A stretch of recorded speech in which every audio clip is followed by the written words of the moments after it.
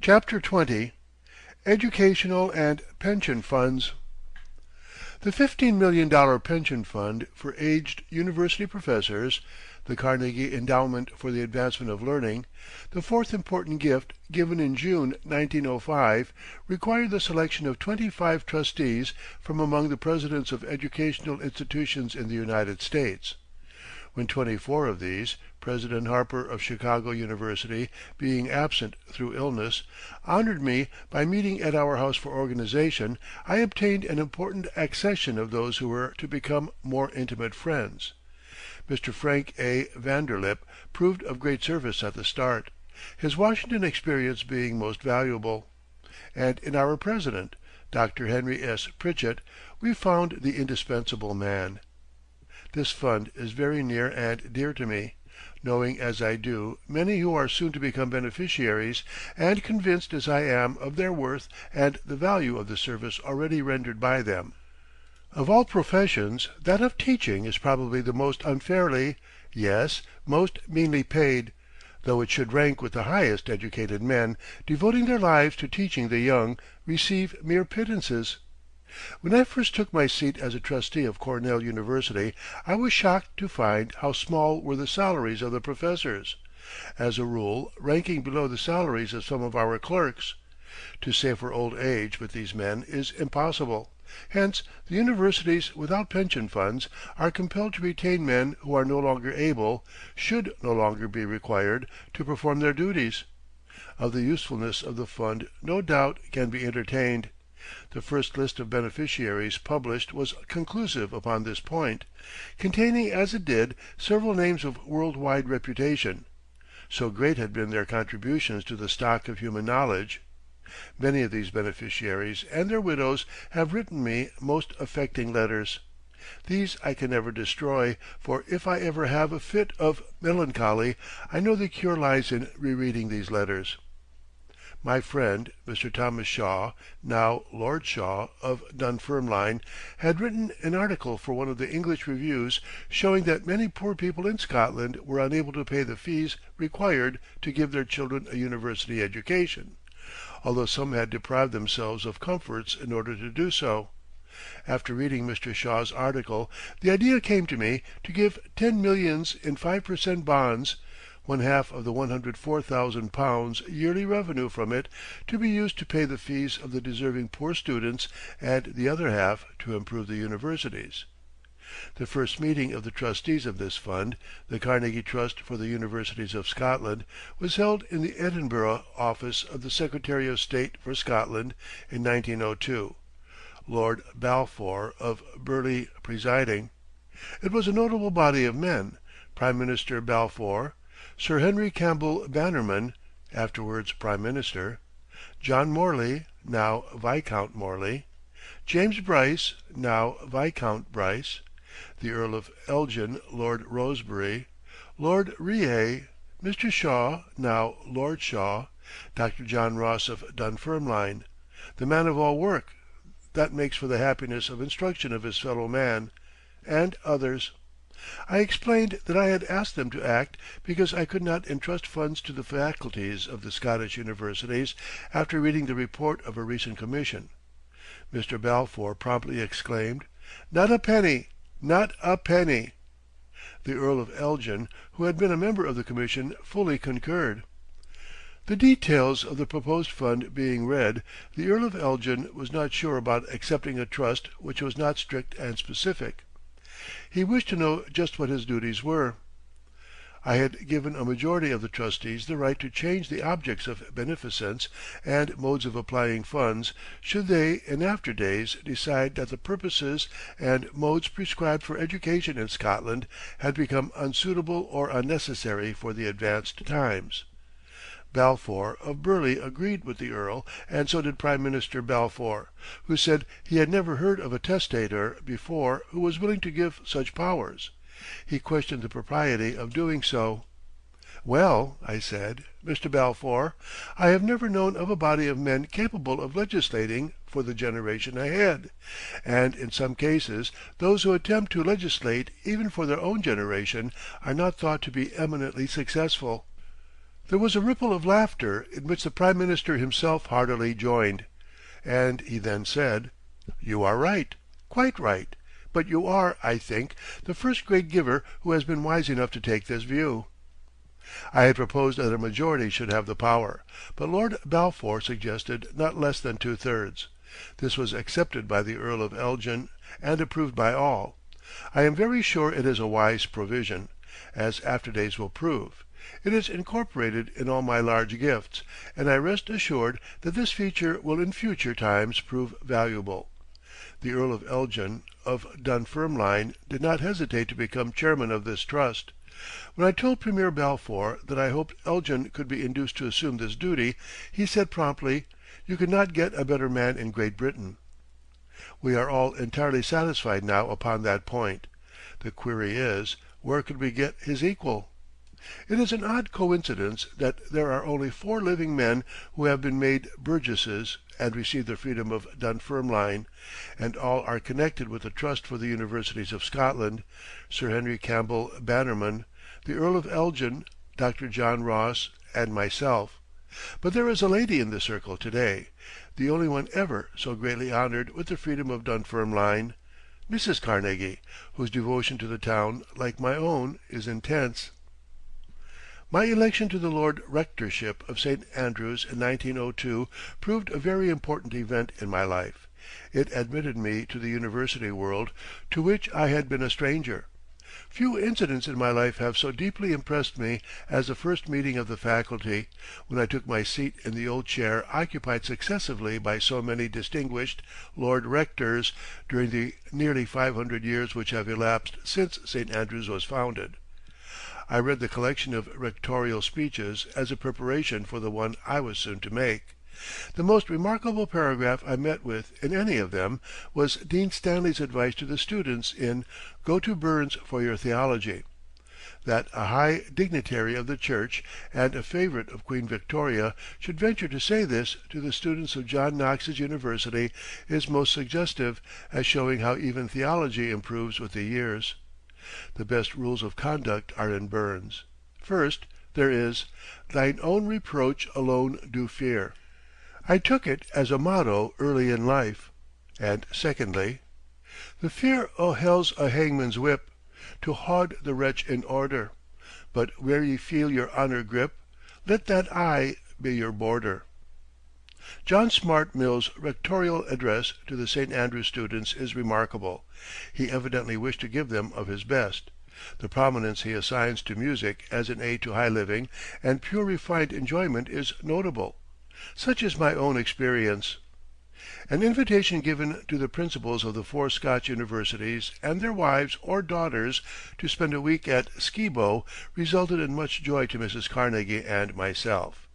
The first meeting was attended by the Earl of Elgin, chairman of the Trust for the Universities of Scotland, and Lord Balfour of Burleigh, Secretary for Scotland, and Lady Balfour. After that Principals' Week, each year became an established custom. They, as well as we, became friends, and thereby, they all agree, great good results to the universities. A spirit of co-operation is stimulated. Taking my hand upon leaving after the first yearly visit, Principal Lang said, "It has taken the principals of the Scotch universities 500 years to learn how to begin our sessions. Spending a week together is the solution." One of the memorable results of the gathering at Skibo in 1906 was that Miss Agnes Irwin, Dean of Radcliffe College and great-granddaughter of Benjamin Franklin, spent the Principals' Week with us, and all were charmed with her. Franklin received his first doctor's degree from St. Andrews University nearly 150 years ago. The second centenary of his birth was finally celebrated in Philadelphia, and St. Andrews, with numerous other universities throughout the world, sent addresses. St. Andrews also sent a degree to the great-granddaughter. As Lord Rector, I was deputed to confer it and place the mantle upon her. This was done the first evening before a large audience, when more than 200 addresses were presented. The audience was deeply impressed, as well it might be. St. Andrews University, the first to confer the degree upon the great-grandfather, conferred the same degree upon the great-grandchild 147 years later, and this upon her own merits as Dean of Radcliffe College, sent it across the Atlantic to be bestowed by the hands of its Lord Rector, the first who was not a British subject, but who was born one as Franklin was, and who became an American citizen as Franklin did. The ceremony performed in Philadelphia, where Franklin rests, in the presence of a brilliant assembly met to honor his memory. It was all very beautiful, and I esteemed myself favored, indeed, to be the medium of such a graceful and appropriate ceremony. Principal Donaldson of St. Andrews was surely inspired when he thought of it. My unanimous re-election by the students of St. Andrews, without a contest for a second term, was deeply appreciated, and I liked the rector's nights, when the students claim him for themselves, no member of the faculty being invited. We always had a good time. After the first one, Principal Donaldson gave me the verdict of the secretary as rendered to him. Rector so-and-so talked to us. Rector thus-and-so talked at us, both from the platform. Mr. Carnegie sat down in our circle and talked with us. The question of aid to our own higher educational institutions often intruded itself upon me, but my belief was that our chief universities, such as Harvard and Columbia, with 5,000 to 10,000 students, were large enough that further growth was undesirable, that the smaller institutions, the colleges especially, were in greater need of help, and that it would be a better use of surplus wealth to aid them. Accordingly, I afterwards confined myself to these and am satisfied that this was wise. At a later date we found Mr. Rockefeller's splendid educational fund, the General Education Board, and ourselves were working in this fruitful field without consultation, with sometimes undesirable results. Mr. Rockefeller wished me to join his board, and this I did. Cooperation was soon found to be much to our mutual advantage, and we now work in unison. In giving to colleges, quite a number of my friends have been honored, as was my partner, Charlie Taylor. Conway Hall at Dickinson College was named for Moncure D. Conway, whose autobiography, recently published, is pronounced literature by the Athenaeum. It says, "These 2 volumes lie on the table glistening like gems midst the piles of autobiographical rubbish by which they are surrounded." That is rather suggestive for one who is adding to the pile. The last chapter in Mr. Conway's autobiography ends with the following paragraph: "Implore peace, O my reader, from whom I now part. Implore peace, not of deified thunderclouds, but of every man, woman, child thou shalt meet. Do not merely offer the prayer, 'Give peace in our time,' but do thy part to answer it. Then, at least, though the world be at strife, there shall be peace in thee." My friend has put his finger upon our deepest disgrace. It surely must soon be abolished between civilized nations.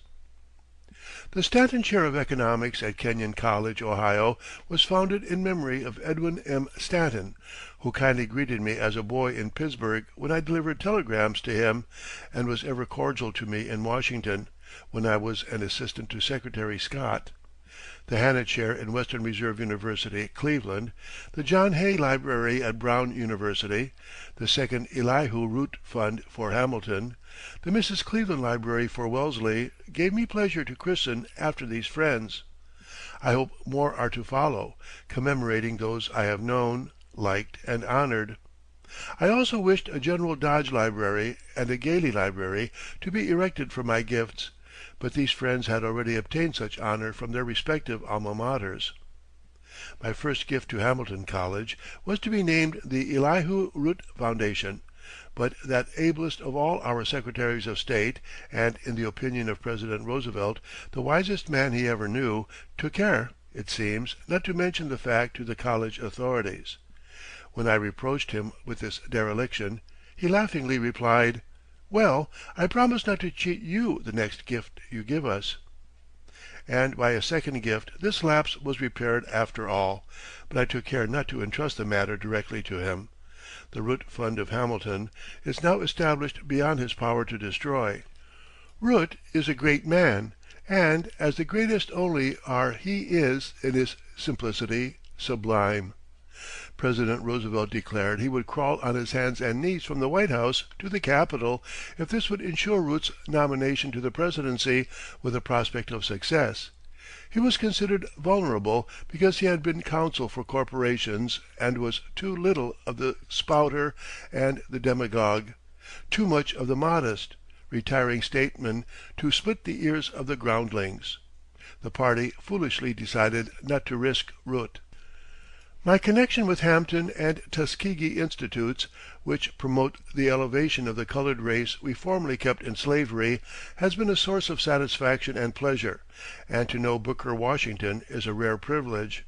We should all take our hats off to the man who not only raised himself from slavery, but helped raise millions of his race to a higher stage of civilization. Mr. Washington called upon me a few days after my gift of $600,000 was made to Tuskegee, and asked if he might be allowed to make one suggestion. I said, "Certainly." "You have kindly specified that a sum from that fund to be set aside for the future support of myself and wife during our lives, and we are very grateful. But, Mr. Carnegie, the sum is far beyond our needs, and will seem to my race a fortune. Some might feel that I was no longer a poor man giving my services without thought of saving money. Would you have any objection to changing that clause, striking out the sum and substituting only suitable provision? I'll trust the trustees. Mrs. Washington and myself need very little." I did so, and the deed now stands, but when Mr. Baldwin asked for the original letter to exchange it for the substitute, he told me that the noble soul objected. That document addressed to him was to be preserved forever and handed down, but he would put it aside and let the substitute go on file. This is an indication of the character of the leader of his race. No truer, more self-sacrificing hero ever lived, a man compounded of all the virtues. It makes one better just to know such pure and noble souls. Human nature in its highest types is already divine here on earth.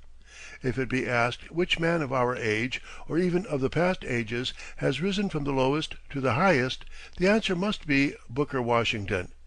He rose from slavery to the leadership of his people, a modern Moses and Joshua combined, leading his people both onward and upward. In connection with these institutions, I came in contact with their officers and trustees, men like Principal Hollis B. Frissell of Hampton, Robert C. Ogden, George Foster Peabody, V. Everett Macy, George McAnany, and William H. Baldwin, recently lost to us, alas, men who labor for others. It was a blessing to know them intimately. The Cooper Union, the Mechanics' and Tradesmen's Society, indeed every institution in which I became interested, revealed many men and women devoting their time and thought, not to miserable aims that end with self, but to high ideals which mean the relief and uplift of their less fortunate brethren. My giving of organs to churches came very early in my career, I having presented to less than 100 members of the Swedenborgian Church in Allegheny, which my father favored, an organ, after declining to contribute to the building of a new church for so few. Applications from other churches soon began to pour in, from the grand Catholic Cathedral of Pittsburgh down to the small church in the country village, and I was kept busy. Every church seemed to need a better organ than it had, and as the full price for the new instrument was paid, what the old one brought was clear profit. Some ordered organs for very small churches which would almost split the rafters, as was the case with the first organ given the Swedenborgians. Others had bought organs before applying, but our check to cover the amount was welcome. Finally, however, a rigid system of giving was developed. A printed schedule requiring answers to many questions has now to be filled and returned before action is taken. The department is now perfectly systematized and works admirably because we graduate the gift according to the size of the church. Charges were made in the rigid Scottish Highlands that I was demoralizing Christian worship by giving organs to churches. The very strict Presbyterians there still denounce as wicked an attempt to worship God with a kist full of whistles, instead of using the human God-given voice. After that I decided that I should require a partner in my sin, and therefore asked each congregation to pay one half of the desired new organ. Upon this basis the organ department still operates, and continues to do a thriving business, the demand for improved organs still being great. Besides, many new churches are required for increasing populations, and for these organs are essential. I see no end to it. In requiring the congregation to pay one half the cost of better instruments, there is assurance of needed and reasonable expenditure. Believing from my own experience that it is salutary for the congregation to hear sacred music at intervals in the service, and then slowly to disperse to the strains of the reverence-compelling organ after such sermons as often show us little of a Heavenly Father, I feel the money spent for organs is well spent. So we continue the organ department. Of all my work of a philanthropic character, my private pension fund gives me the highest and noblest return. No satisfaction equals that of feeling you have been permitted to place in comfortable circumstances, in their old age, people whom you have long known to be kind and good, and in every way deserving, but who, from no fault of their own, have not sufficient means to live respectably, free from solicitude as to their mere maintenance. Modest sums ensure this freedom. It surprised me to find how numerous were those who needed some aid to make the difference between an old age of happiness and one of misery. Some such cases had arisen before my retirement from business, and I had sweet satisfaction from this source. Not one person have I ever placed upon the pension list that did not fully deserve assistance. It is a real roll of honor and mutual affection. All are worthy. There is no publicity about it. No one knows who is embraced. Not a word is ever breathed to others. This is my favorite and best answer to the question which will never down in my thoughts: what good am I doing in the world to deserve all my mercies? Well, the dear friends of the pension list give me a satisfactory reply, and this always comes to me in need. I have had far beyond my just share of life's blessings. Therefore I never ask the unknown for anything. We are in the presence of universal law, and should bow our heads in silence and obey the judge within, asking nothing, fearing nothing, just doing our duty right along, seeking no reward here or hereafter. It is, indeed, more blessed to give than to receive. These dear good friends would do for me and mine as I do for them, were positions reversed. I am sure of this. Many precious acknowledgments have I received. Some venture to tell me they remember me every night in their prayers and ask for me every blessing. Often I cannot refrain from giving expression to my real feelings in return. Pray, don't, I say, don't ask anything more for me. I've got far beyond my just share already. Any fair committee sitting upon my case would take away more than half the blessings already bestowed. These are not mere words. I feel their truth. The Railroad Pension Fund is of a similar nature. Many of the old boys of the Pittsburgh division, or their widows, are taken care of by it. It began years ago and grew to its present proportions. It now benefits the worthy railroad men who served under me when I was superintendent on the Pennsylvania, or their widows who need help. I was only a boy when I first went among these trainmen and got to know them by name. They were very kind to me. Most of the men beneficiaries of the fund I have known personally. They are dear friends.